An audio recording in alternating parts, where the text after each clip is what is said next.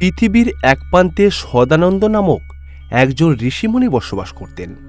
সে ভগবান শিবের একজন নিঃস্বার্থক ভক্ত ছিলেন।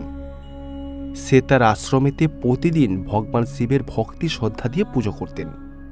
তার আশ্রমে ভগবান শিবের নাম সারা দিন রাত জপ হতো।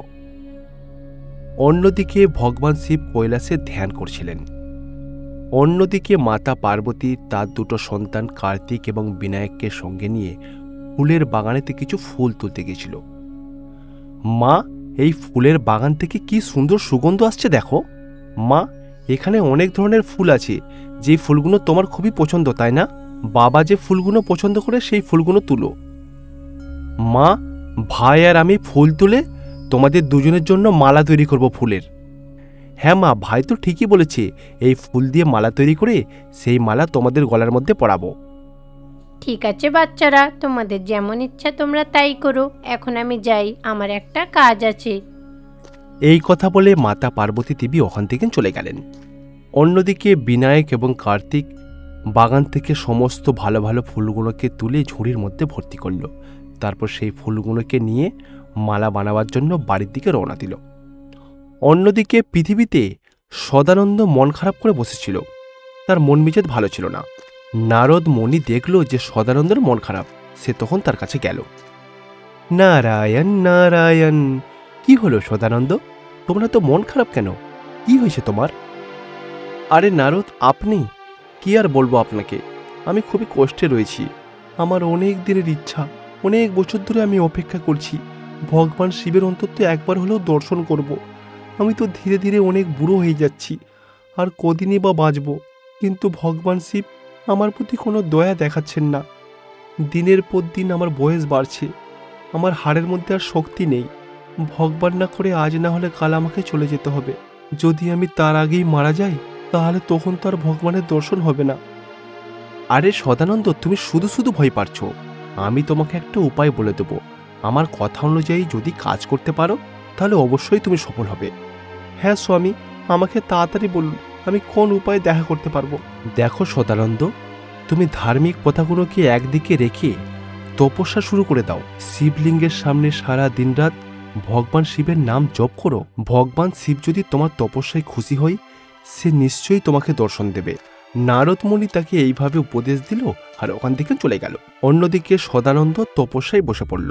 সে ভক্তি এবং শ্রদ্ধার সাথে ওম নমঃ শিবায় নাম জপ করতে লাগলো। এইভাবে সে কিছুদিন ধরে তপস্যা করল। সদানন্দের তপস্যার ধ্বনি কৈলাসে পৌঁছে গেল। কৈলাসের পরিবার শুনতে পেল। স্বামী, আপনার ভক্ত কিন্তু আপনার জন্য অনেক দিন ধরে অপেক্ষা করে যাচ্ছে। সদানন্দের ভক্তি শ্রদ্ধার মধ্যে কিন্তু কোনো খুঁত নেই। সে কিন্তু নিষ্ঠার সাথে ভক্তি দিয়ে আপনাকে পুজো করে। আপনি অন্তত এবারে ওকে দেখা দিন, ওর সাথে একবার দেখা করুন। হ্যাঁ দেবী, তুমি ঠিকই বলেছ। ওর ভক্তিতে আমি খুবই প্রসন্ন হয়েছি। সদানন্দের ভক্তির মধ্যে কোনো রকম কোনো খাত নেই। আমি এখনই গিয়ে তাকে দর্শন দেব। এই কথা বলে মহাদেব শিব সোজা সদানন্দের আশ্রমেতে গিয়ে পৌঁছালো। কিন্তু সদানন্দ চোখ বন্ধ করে ভগবান শিবের নাম জপ করছিলেন, সম্পূর্ণ তপস্যা করছিলেন। তখন মহাদেব শিব তাকে বলল, আরে ও সদানন্দ, তোমার অনেক দিনের ইচ্ছা ছিল না যে আমার দর্শন করবে? দেখো, আমি আজকে তোমার চোখের সামনে। চোখ খুলো। কি হলো সদানন্দ? সদানন্দ তখন নিজের চোখ খুলে মহাদেব শিবকে তার চোখের সামনে দেখতে পেল। সে মহাদেব শিবকে দেখে অনেক খুশি হল। স্বামী, অবশেষে আপনি এতদিনে আমার উপরে দয়া করেছেন। স্বামী, আমি কখনো ভাবতে পারিনি যে আপনি এইভাবে আমাকে দর্শন দেবেন। আমি তো ভেবেছিলাম আমি ধীরে ধীরে বৃদ্ধ হয়ে যাচ্ছি, আমি আপনার দর্শন ছাড়াই হয়তো মারা যাব। কিন্তু আমার যে জন্ম হয়েছে, আমি আপনাকে স্বচোখে দেখতে পেলাম, এতে কিন্তু আমি অনেক খুশি। আমার জীবনটা আজকে ধন্য হয়ে গেল। সদানন্দ সঙ্গে সঙ্গে ভগবান শিবের পায়ে পড়ে গেল, তার কাছ থেকে আশীর্বাদ নিতে চাইল। বাবা সদানন্দ, এইবার তুমি বলো, তোমার ইচ্ছা কি? তোমার ইচ্ছা আমি অবশ্যই পুরো করব, বলো। দেখুন স্বামী, আমার সেরকম কোনো ইচ্ছা নেই। দেখুন স্বামী, আমি শুধু চাই আপনি আমার আশ্রমে 3 দিন অন্তত থাকুন। আপনি 3 দিন যদি আমার এই আশ্রমে থাকেন, তাহলে আমি আপনাকে অনেক সেবা করব, আপনার সমস্ত দিক থেকে খেয়াল রাখব, আমার জীবন ধন্য হয়ে যাবে স্বামী। দেখো সদানন্দ, ভক্তের ইচ্ছা পূর্ণ করতে আমি কখনোই ভয় পাই না, আমার তো ভালোই লাগে। তুমি তো 3 দিন বলছো, আমি এখানে 1 মাস থাকতে চাই, তোমার সেবা নিতে চাই। দেখি তুমি আমার কি সেবা করতে পারো। এইভাবে মহাদেব শিব তাকে কথা দিল যে সে তার আশ্রমেতে কয়েকদিন কাটাবে। অন্যদিকে মাতা পার্বতী দেবী মনে মনে চিন্তা করতে লাগলো, ঠিক আছে, কোনো ব্যাপার না, মহাদেব এখন কিছুদিন সেখানে থাকবে, চলবে, কিন্তু শিবরাত্রির দিন যেন কৈলাসে ফিরে আসুক। ওনাকে অন্তত সেই দিনটাই আসতেই হবে। উনি যদি না আসে তাহলে তো পুজোটা সম্পূর্ণই হবে না। মাতা দেবী পার্বতী চাইছিলেন তার স্বামী মহাদেব শিব যেন শিবরাত্রির দিন অন্তত কৈলাসে থাকেন। অন্যদিকে কার্তিক এবং বিনায়ক তার মায়ের কাছে গেল। তারা দুজন ভাই দেখল যে তাদের মা মন খারাপ করে বসে আছে। কি হয়েছে মা, তোমার মন খারাপ কেন? আরে ভাই, তুমি বুঝতে পারছো না? তুমি জানো না, বাবা তো কাল থেকে কৈলাসে নেই। পৃথিবীতে হয়তো কোনো ভক্তের প্রতি দয়া দেখাতে গেছে, সেজন্য হয়তো নেই। আর পিতাশ্রী যেহেতু কৈলাসে নেই, মায়ের তো মন খারাপ হবেই, তাই না? অন্যদিকে বিনায়ক এবং কার্তিক তার মাকে বোঝানোর চেষ্টা করতে লাগলো। অন্যদিকে নন্দী কৈলাসের গেটের সামনে তাড়াহুড়ো করে কিছু পরিষ্কার করছিল। একবার এই দিকে গিয়ে কিছু কাজ করছে, একবার ওই দিকে গিয়ে কিছু কাজ করছে। আরে নন্দী, কি হয়েছে? তুমি এত তাড়াহুড়ো করছো কেন? কি ব্যাপার? আরে বিনায়ক, আমি তাড়াহুড়ো করছি, এর পিছনে বিশাল বড় কারণ আছে। আরে কি বলতে চাইছো? আরে বিনায়ক, তুমি কি জানো না, আর তোমার তো 3 দিন বাকি আছে, তারপরেই তো শিবরাত্রি। আর আমার মহাদেব ভগবান শিবের শিবরাত্রি কিন্তু খুবই পছন্দের একটা দিন। শিবরাত্রি তো সামনেই, সেই জন্য সমস্ত কিছু আয়োজন তো করতে হবে, তাই না? আরে হ্যাঁ, সত্যিই তো, 3 দিন বাদে শিবরাত্রি। আর বাবা তো এখানে নেই, বাবা যদি না এখানে থাকে তাহলে তো মুশকিল হয়ে যাবে। আরে বাচ্চারা, তোমরা চিন্তা করো না, কয়েকদিন পরেই তোমাদের বাবা ফিরে আসবে। উনি এখন গেছেন আশ্রমে ওনার ভক্ত সেবা করতে। তোমরা চিন্তা করো না বাবা, ওনার সেবা শেষ হলে উনি ঠিক কৈলাসে ফিরে আসবেন। যাও বাচ্চারা, তোমরা নিজেদের কাজ করো, যাও। দেখ ভাই কার্তিক, বাবা এখানে আসার আগেই আমাদের সমস্ত কিছু ব্যবস্থা করে রাখতে হবে। আমাদের আয়োজন এবং ব্যবস্থাপনা দেখে যেন বাবা খুশি হয়ে যায়। হ্যাঁ ভাই বিনায়ক, চলো এখন থেকেই আমরা শিবরাত্রির আয়োজন শুরু করে দিই। তারপর কৈলাসে বিনায়ক, কার্তিক এবং নন্দী কে কি কাজ করবে, কার কি দায়িত্ব, কিভাবে সাজানো হবে, সমস্ত কিছু তারা নিজেদের মধ্যে আলোচনা করে নিল। আচ্ছা মা, বাবা সবথেকে বেশি কি পছন্দ করে? দেখো বাচ্চারা, তোমাদের পিতাশ্রী কিন্তু এসব সাজগোজ জাঁকজমক এইসব অত পছন্দ করে না। কোনো মানুষ যদি ভক্তি শ্রদ্ধার সাথে ওনাকে পুজো করে না, উনি তাতেই সন্তুষ্ট হয়ে যান, বুঝেছো?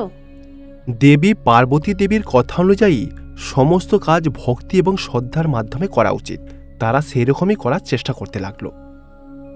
দেখো বাবুরা, স্বামী কিন্তু শঙ্খপুষ্প নামক একটা ফুল আছে, সেই ফুল খুবই পছন্দ করেন।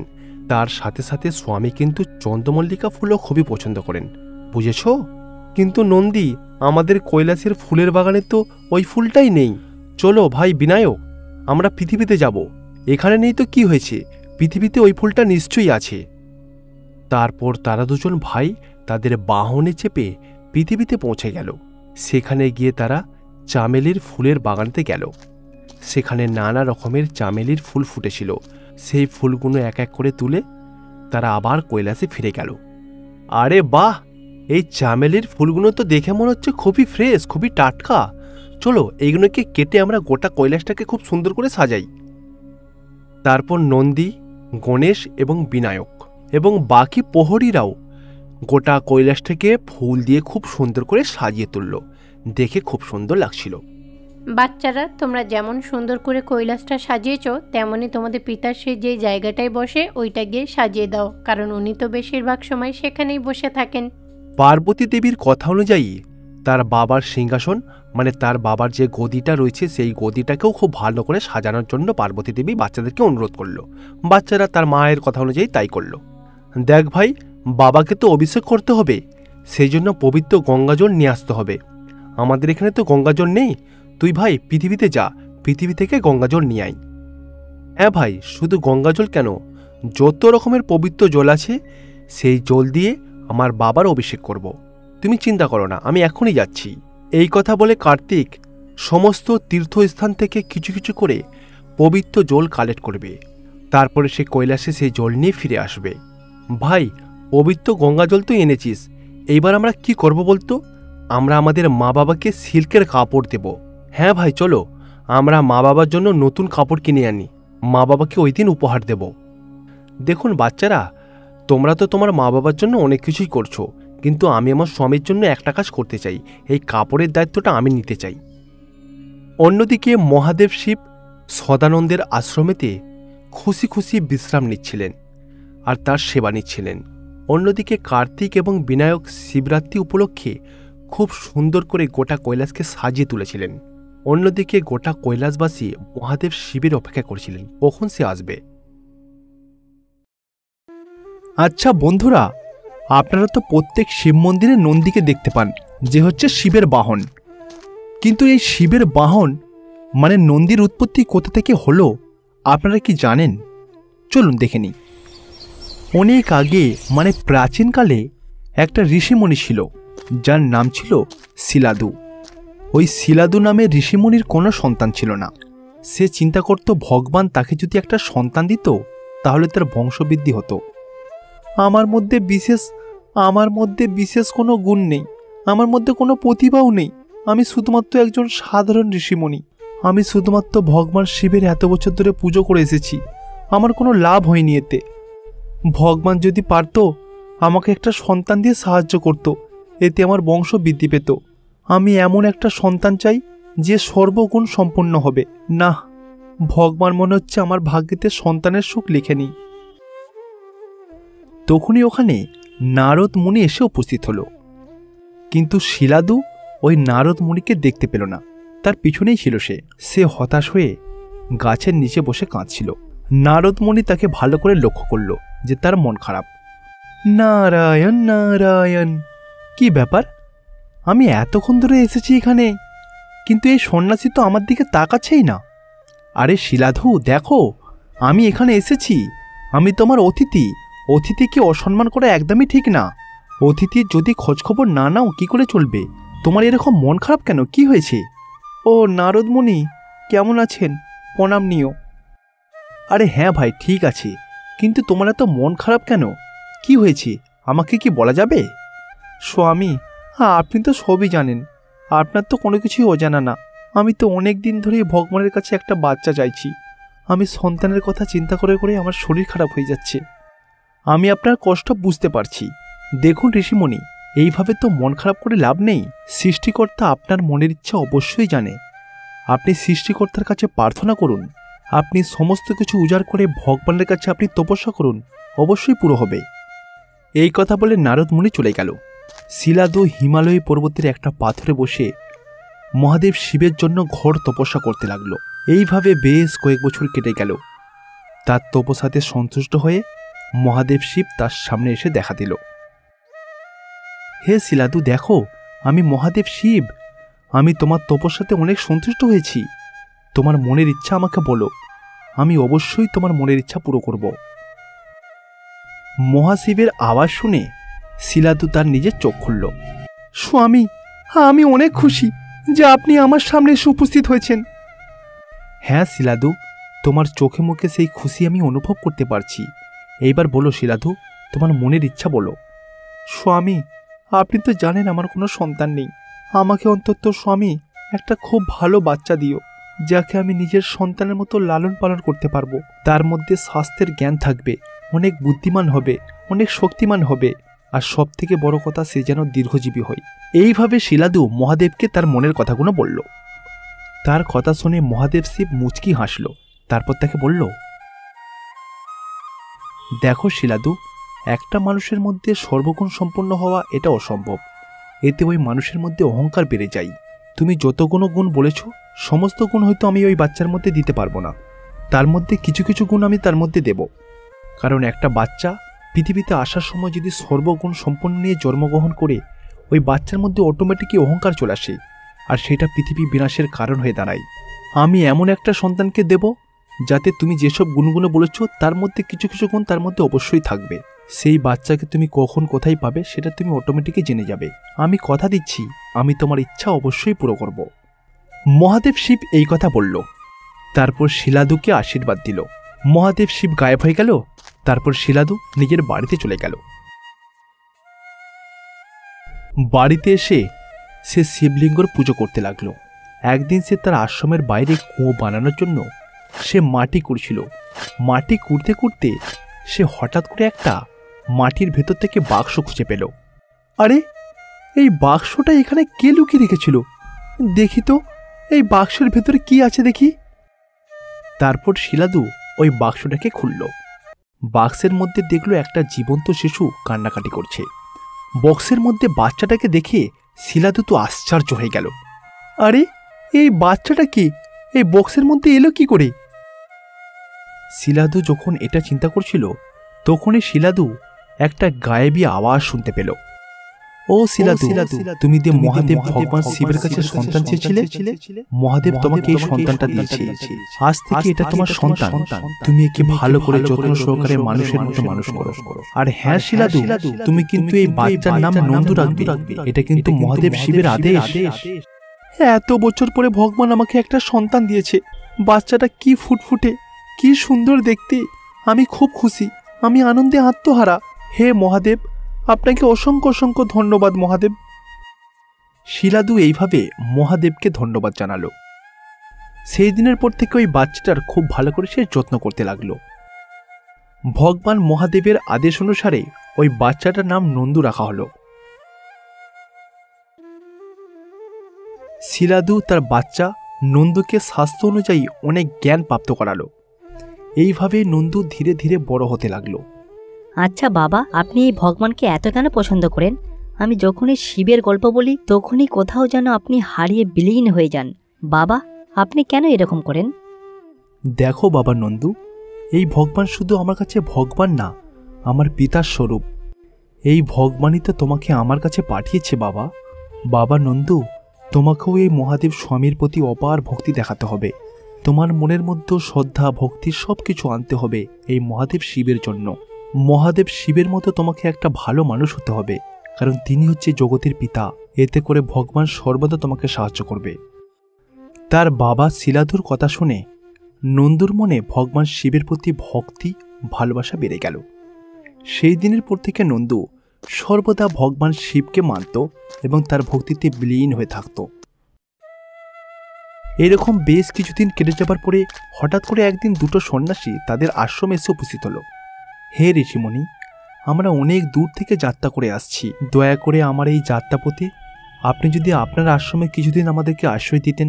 আরে, আপনারা আমাদের আশ্রমে এসেছেন, এ তো আমাদের সৌভাগ্য। আসুন।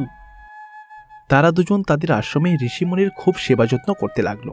তখনই তাদের মধ্যে একজন ঋষিমণি বলে উঠল, দেখুন, আমি আপনার ছেলের হাত দেখে তার ভবিষ্যৎ বলে দিতে পারবো, কারণ আমি এই বিষয়তে খুবই পটু।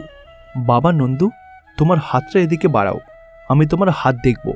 তারপর তারা দুজন নন্দুর হাত দেখল, কিন্তু নন্দুর হাত দেখার পরে দুজন ঋষিমণি আর কোনো কথা বলল না। তারা দুজন সোজা ওখান থেকে চলে যেতে লাগলো। আরে, কি হলো ঋষিমণি, তোমরা দুজন আমার ছেলের কুণ্ডলী না বলেই চলে যাচ্ছ, ওর ভাগ্য ভবিষ্যৎ না বলেই চলে যাচ্ছ? দেখুন, আপনারা দুজন আমাদের খিদে মিটিয়েছেন, আমাদের অনেক খাতির যত্ন করেছেন। আমরা দুজন আপনাকে সম্মান করি। আমরা আপনার ছেলের হাত দেখেছি। আমি এমন কোনো জিনিস বলতে চাই না যাতে আপনার কষ্ট হোক। কি বলছেন? কি সে কি? আপনারা এমন কি দেখেছেন আমাকে বলুন। দেখুন, আপনার সন্তান এখন যুবক, কিন্তু ওনার হাতেতে দেখতে পাচ্ছি উনি বেশি দিন বাঁচবে না। শিলাদু এটা শুনে খুবই কষ্ট পেল। তার যেন পা থেকে মাটি সরে গেল। আরে, কি হলো বাবা? আপনি এইভাবে বিছানাতে মন খারাপ করে বসে আছেন কেন? আপনার তো শরীর খারাপ হয়ে যাবে। আপনি কাল পর্যন্ত তো ভালোই ছিলেন। কি হয়েছে বাবা, বলুন। নন্দুর এইরকম কথা শুনে সে তার ছেলেকে বলল যে ঋষি মুনিরা কি বলেছে তার ভাগ্যের ব্যাপারে। বাবা, আমি বুঝতে পারছি না, আমি কি করব। আরে বাবা, আপনি একদম চিন্তা করবেন না। পরমেশ্বর সমস্ত জায়গাতেই রয়েছে। আমি মহাদেব শিবের কাছে ঘর তপস্যা করব। আমার যত কষ্টই হোক না কেন, আমি মহাদেব শিবের সাথে দেখা করব এবং তার কাছ থেকে একটা বর চাইব। নন্দু মহাদেব শিবের জন্য তপস্যা করবে, সেই জন্য সে জঙ্গলে চলে গেল তপস্যা করতে। হে ভগবান, আপনি তো আমাকে জীবন দিয়ে পাঠিয়েছেন, দয়া করে আমার ইচ্ছাটাকে পুরো করবেন, আমার বরটাকে পুরো করবেন, অবশ্যই আমার বাবার মনের কষ্টগুলোকে দূর করে দেবেন। তারপর নন্দু ভগবান শিবের কাছে তপস্যা শুরু করে দিল। এইভাবে বেশ কিছুদিন কেটে গেল। কিছুদিন পরে ভগবান শিব তার তপস্যাতে খুবই প্রসন্ন হল। তখন মহাদেব শিব নন্দুর সামনে এসে উপস্থিত হল। নন্দু, তোমার তপস্যাতে আমি খুশি হয়েছি। বলো বালক, তোমার ইচ্ছা আমাকে বলো। স্বামী, আপনার দর্শন পেয়ে গেছি, আর আমার কি লাগবে? আর তো আমার কিছুই চাই না। আমি শুধুমাত্র আপনার সাথে দেখা করতে চেয়েছিলাম স্বামী। আমি সারা জীবন স্বামী আপনার সেবা করতে চাই, আপনার সাথে থাকতে চাই। আমি সারা জীবন আপনার আদেশ পালন করতে চাই। আপনি যা বলবেন আমি সব কিছু শুনতে চাই, অক্ষরে অক্ষরে সেগুলোকে পালন করতে চাই। নন্দু, আমার প্রতি যে তোমার ভক্তি, এটা দেখে আমি অনেক খুশি হয়েছি। দেখো, আমি তোমাকে আশীর্বাদ করছি, তুমি দীর্ঘায়ু হবে, তুমি আমার সাথে সারা জীবন থাকবে। আজকের পর থেকে তুমি আমার পরিবারের একজন সদস্য। আজকের পর থেকে তুমি আমার বাহন মানে গরুর রূপ ধারণ করবে, আর গরু হয়ে আমার কাছে থাকবে। এইভাবেই মহাদেব শিব নন্দীকে নিজের বাহনে রূপান্তরিত করল। এইভাবেই মহাদেব শিব নন্দীকে তাদের বাড়ির সদস্য করে নিল। নন্দী কৈলাসের সদর দরজায় পাহারা দিত। এইভাবে শিলাদুয়ের সন্তান নন্দু ভগবানের কাছে গিয়ে নন্দীতে পরিণত হল। সে কৈলাসে মহাদেব শিবের পুজো করে আর কৈলাসে মহাদেব শিবের সেবা করে সে বাকি জীবনটা খুশি খুশি কাটিয়ে দেয়।